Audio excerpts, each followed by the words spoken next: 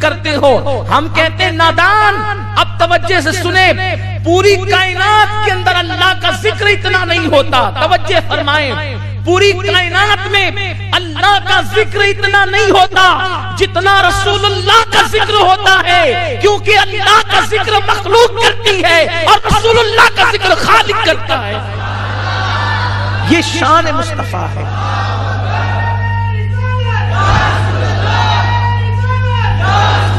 ये अपने नबी की शान है, ये अपने नबी का मकाम है। तो अल्लाह तबारक व तआला फिर कुर्बान जाएं। आप नमाज पढ़े तो सवाब मिलता है, आप रोजा रखें तो सवाब मिलता है, आप हज करें तो सवाब मिलता है, आप ज़कात दे तो सवाब मिलता है, आप रुकू करें तो सवाब मिलता है, आप अल्लाह अकबर कहें तो सवाब मिलता है, आप सुभान अल्लाह कहें तो सवाब मिलता है, आप अल्हम्दुलिल्लाह कहें तो सवाब मिलता है। लेकिन जब आप दुरूद पढ़ते हैं तो आप इतने महबूब हो जाते हैं, आप इतने महबूब हो जाते हैं कि जब आप दुरूद पढ़ते हैं, अल्लाहुम्मा सल्ली अला मुहम्मद, ए अल्लाह मेरे महबूब पे दुरूद नाजिल फरमा, तो अल्लाह के रसूल फरमाते हैं सल्लल्लाहु अलैहि अशरा, तुम एक मर्तबा मुझ पे दुरूद पढ़ते हो तो अल्लाह 10 मर्तबा तुम पर दुरूद नाजिल फरमाता। यानी इंसान तू कितना मुकर्रब हो जाते है अल्लाह का कि तू एक बार हुजूर पे दुरूद पढ़े तो अल्लाह तुझ पे 10 बार पढ़े। अल्लाह तुझे नहीं देखता कि तू शराबी है, तू जुआरी है, तू जानी है, तू झूठा है, तू गीबत करने वाला है, तू चुगलखोर है। बस अगर मोमिन है एक बार हुजूर पे दुरूद पढ़ा तो अल्लाह 10 बार तुझ पे दुरूद नाजिल करे। जिस पे अल्लाह दुरूद भेजे वो कितना मुकर्रब होगा। और दुरूद कब मिलता है? नमाज पढ़ने से नहीं मिलता दुरूद। अल्लाह नमाज पढ़ने पे सवाब भेजता है, नमाज पढ़ने पे सवाब भेजता है, दुरूद पढ़ने पे दुरूद भेजता है। अब जिस पे खुदा दुरूद पढ़े, जिस पर खुदा दुरूद पढ़े, अल्लाह का पढ़ना हमारी तरह नहीं है। अल्लाह का पढ़ना हमारी तरह नहीं। अभी आपने सुना ना कि अल्लाह ताला कैसे दुरूद पढ़ता है, कैसे दुरूद भेजता है। वो फरिश्तों की महफिल में नबी का एहतराम और बुजुर्गी बयान करता है, लेकिन जब उम्मती दुरूद पढ़ता है तो अल्लाह उसकी भी शान फरिश्तों में बयान करता है और उस पर रहमतें नाजिल फरमाता है। सोचो, ज़बान कुदरत पर तेरा नाम आ जाए, तेरी शान क्या है।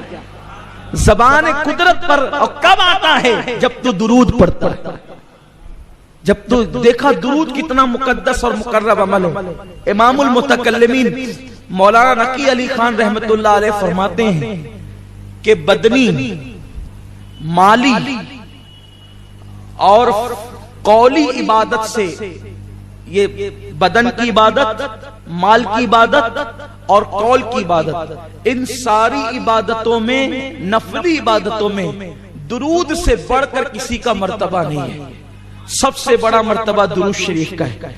बल्कि फर्ज नमाजों के बाद अगर सबसे बड़ा रुतबा किसी को हासिल है तो वो दुरूद शरीफ को हासिल है। नमाज पढ़ रहा है, नमाज पढ़ते पढ़ते अचानक दिल में ख्याल आया कि मुझे तो नूर मोहम्मद भाई देख रहे हैं, मुझे देख रहे हैं कि मैं कितनी अच्छी नमाज पढ़ रहा हूँ। अल्लाह कहता उठा तेरी नमाज, और मुंह पे मार देता है। अल्लाह ताला नमाज रद्द कर देता है। क्यों?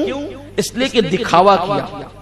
ज़कात देते हुए दिखावा किया कि लोग मुझे सखी कहे। अल्लाह ज़कात का सवाब नहीं देता, उसको मुंह पे फेंक मारता है।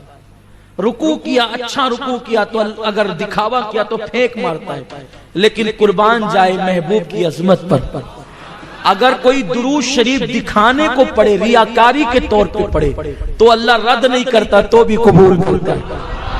और कहा जाता है कि बंदे अब तेरी रिया को नहीं देखूंगा, महबूब की जिया को देखूंगा।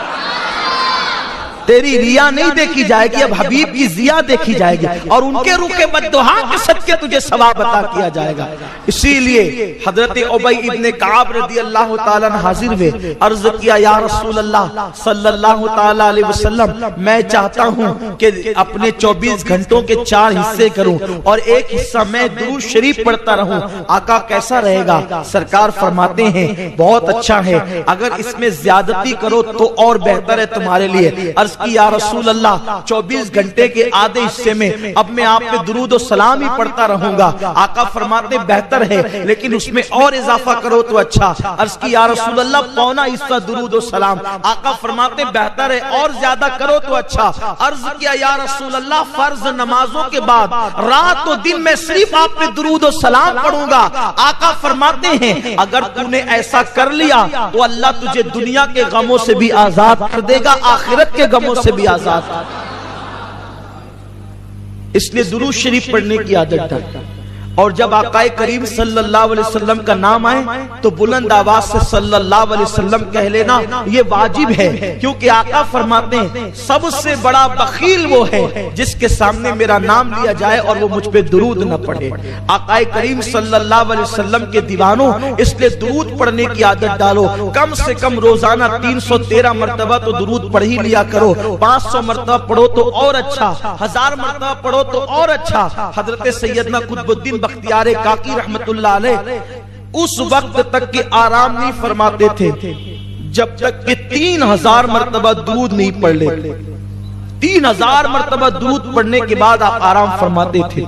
दुरूद शरीफ की बड़ी बरकतें। आकाए करीम सल्लल्लाहु अलैहि वसल्लम फरमाते हैं कि अगर बंदा दुआ करे और दुरूद न पढ़े तो लटकती रहती है जमीन और आसमान के दरमियान। लेकिन अगर कोई दुरूद पढ़ ले और दुरूद पढ़ने के बाद दुआ करे तो अल्लाह उसकी दुआ को जरूर कबूल फरमाता है। आका फरमाते हैं अर्श के नीचे एक फरिश्ता है जिसका सर अर्श से लगा हुआ है और जिसके पैर तहतुस सरा में है, जिसका एक बाजू मशरिक की तरफ है और दूसरा बाजू मगरिब की तरफ है। ये हदीस में वो पढ़ रहा हूं आपके सामने आज जो मैंने अपनी जिंदगी में सबसे पहला बयान किया था, तो यही बयान किया था। उस वक्त मेरी उम्र 10-11 साल की रही होगी। मेरी जिंदगी का पहला बयान यही है और उसमें यही मैंने रिवायत पढ़ी थी। मुझे आज